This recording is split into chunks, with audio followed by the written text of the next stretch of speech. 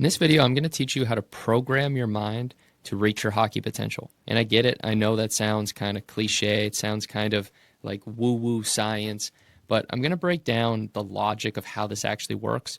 I'll draw it up on the iPad so you can see basically the reason this is actually going to help you. So how do you actually mental program? So the key to mental programming is realizing what program really is and how it's been happening to you all along. So basically, what's really happening when we get programmed is to realize that if you think about your brain and you think about basically you have two kind of parts to the brain. This is going to be super oversimplified, but basically you have the conscious mind and then you have the subconscious mind. The key to understanding the difference between these two is the conscious mind you can think of basically as the voice in your head. That's the voice in your head. It's the thing that's talking. It's the thing that's judging me right now. It's the thing that distracts you all the time. And then you have your subconscious mind. You can think of this as the software. Why these are super important to understand is because the difference between these two things is massive. The conscious mind is the thing that tells essentially the subconscious mind what it wants. The subconscious mind is the one that actually carries it out. So when you give yourself information, you say,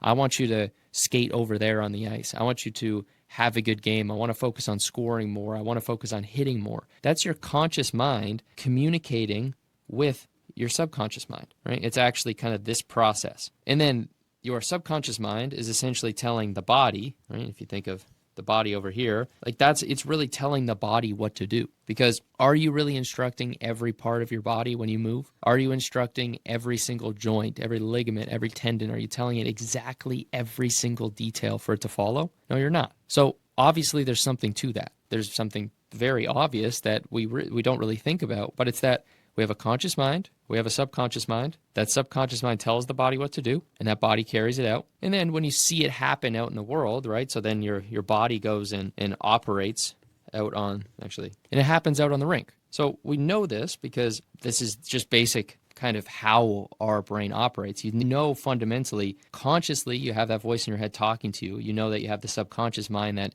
is somehow operating, because how do you do things when you're not thinking? Where does the instinctual reaction, where does it come from? Well, it comes from your subconscious mind. It's the software you have running in the background that's always carrying out the actions or what the conscious mind tells it to do, right? And then that happens. The subconscious mind tells the body what to do. So this process happens. And then from that then happens out on the rink. And then whatever happens, we get the feedback, which is back sent to our subconscious mind. And it actually kind of gets fed back to two different things. It goes to our conscious mind, and that information goes to our subconscious mind, right? That's from the rink and over to the conscious, subconscious. The subconscious just takes it in. So if you fail hundreds and hundreds of times in a row, that just naturally leads to your brain subconsciously believing, okay, maybe I can't do this thing. But consciously, if you can filter it out and you can actually address what happened and you can have the right perception of what happened, you can reframe the learning, and then you can learn to have your subconscious mind essentially learn different information, which gives you a different understanding of the past event. Now, I get this is pretty complicated stuff. I'm not trying to explain this and say, oh, this is like the simplest thing in the world. But if you understand these basics, now what we want to start to realize is that the software we have right now, if we go back to the idea of our brain and we break it up into the two concepts of, again, the conscious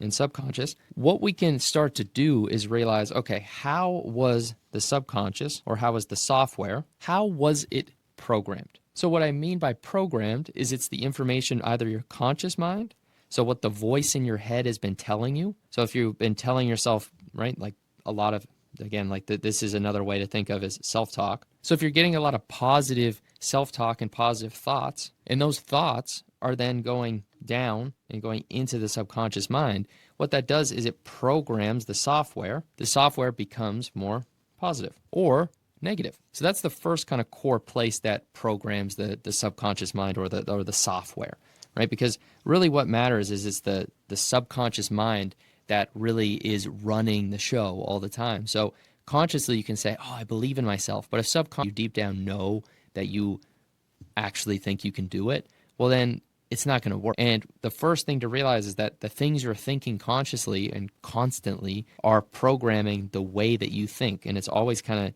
seeping downward into the subconscious mind. Now, the second way that your subconscious mind is being programmed is through the actual past evidence that you have, right? And you can just think of this as when you realize, okay, this is just what happened, it starts to really transform the way that you operate in the world. Because when you can realize, okay, you have the combination of the way that you talk to yourself, and then you also have what happened to me in the past, these two things are fundamentally programming you. And so if what happened in the past was negative, well, then you're not going to get a lot of good stuff going on when it comes to what you actually believe about yourself, right? And this goes back to one of the root things that we talk about is the beliefs we have as a player. Because what we believe leads to how we act. If we believe that something good is going to happen in the short or in the long term, well, then it will lead us to taking the action that we want to take, that we should take in order to get what we believe is going to happen. If you believe that you're going to get a piece of chocolate if you walk over and grab a candy bar and eat it, well, then you're going to take that action.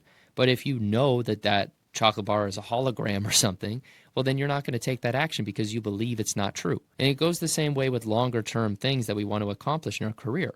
If subconsciously we've been feeding our brain just negative self-talk, and then the past has been constantly negative as well, well, then what we're going to start to believe is that we, in the short term or in the long term, are not going to get what we want. We believe that it's not worth taking the action. And that means that you're not going to, number one, prepare the way we need to, which a lot of people will actually kind of link over to motivation, right? Because if you're not actually believing in the short term or long term that it's going to be worth it, then you're not going to take the preparation actions. You're not going to train as hard as you could. And then people will say, oh, I'm not motivated. But a lot of times you just aren't motivated because deep down you don't actually believe that it's worth it. So really, the belief and motivation link is so tied. We just don't realize how deeply it is tied until we really think about how much what we believe subconsciously is leading us to justify the actions we take. If you believe that what you're about to do will get you $1 million in a year from now, if you just got up and worked out every day, you really would do it. But because deep down you don't really believe it, you really think that, that person's just saying that or whatever. It's not, I'm going to do all this uncomfortable stuff and then it's not going to work and then you're going to be embarrassed, right? And then you want to protect yourself. Your ego gets protective and says, well, I'm not going to take those actions. I don't want to fail, right? And then there's this whole other level of ego protection, right? But again, the beliefs lead you to either taking the action or not taking the action. And then the action is either preparation or number two, performance or gameplay. Like what do you do in the game, right? And so one of the big things we have to realize is that how we prepare leads to how we perform. But if we don't believe that the preparation is going to lead to the outcome we want, we don't believe it's going to lead to the actual performance or the outcomes, well, then we're not going to do what it takes. So the most important thing is realizing the beliefs you have programmed in your brain over here are leading to the actions you're taking, right, in terms of preparation and then in terms of performance. And through that, you are now going to not become the player you want to be. And so that's what's been happening. You have the self-talk, which we just talked about, right? We have the self-talk, and we have the software that's been programmed either positively or negatively. Then we have the past, which leads to the software either being programmed positively or negatively. So both of those things are really the core fundamental what's programming. Of course, the other pieces that you want to think about are the people around you, and then you also have the media. Those are the two other core things. It's the friends, it's family, it's the team, the teammates, it's coaches, it's fans. And then you have the media, you have TV, you have music, right? You have all these different things, and all these different things, and again, you can think of the obvious ones, which is just like social or social media. All of this stuff, you can think of this as all of this crap is going into your mind. It's being constantly fed, all these inputs. They're constantly being fed into the subconscious mind. And a lot of times, if you've ever heard of subliminal programming, it's basically that these things are being programmed without your conscious awareness.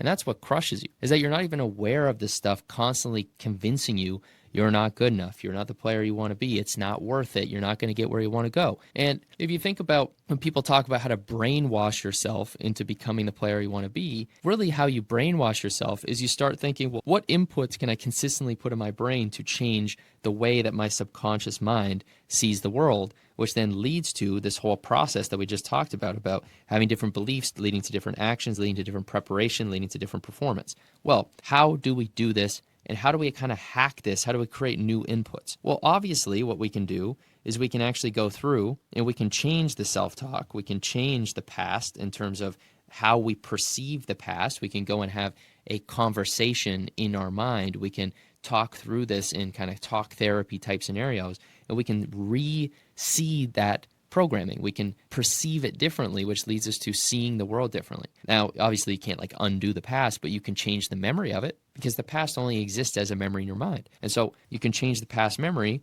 You can also start to surround yourself with different people who are going to lead you to acting differently.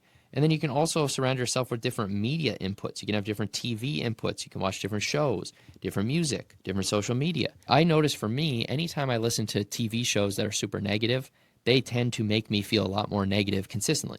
So I start to pay attention to what are the things that I watch, what are the things I consume, what are all of the inputs that you're putting into your system, which then lead to, over time, and this is something I talk about all the time, is the inputs lead to the outputs. So if you put garbage in, you're going to get garbage out.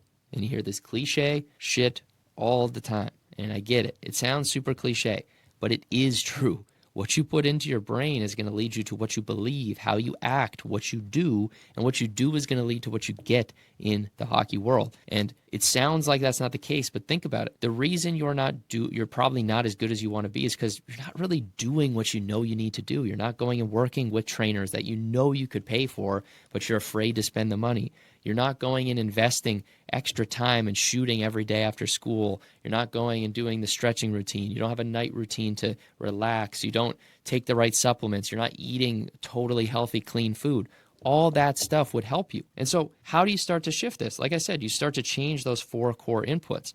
And then what we'll talk about in the next video is what you want to start to do is you learn how to do something I call mental programming, but all of that stuff is fundamentally mental programming. But these are actually programming sessions. And so if you can use programming sessions to rewire your brain, this is where things start to change. This is how you brainwash yourself into being the type of player you want to be. So again, number 1, you change the self-talk. If you can consistently say, I am X, I am Y, I am Z, and you start to say, I am a great player, I am a shooter, I am a scorer, that will start to program your subconscious mind. Now, the next thing you want to start to do, put yourself around those positive people, like we just talked about, put new media inputs into your system. And now here's the piece that's going to really change it is, again, these programming sessions. And the key to a programming session, there's kind of different ways to do it. So the first kind of way you can do a programming session is you can just meditate. This is basic breathing. This can be body scans. This can be different mindfulness practices.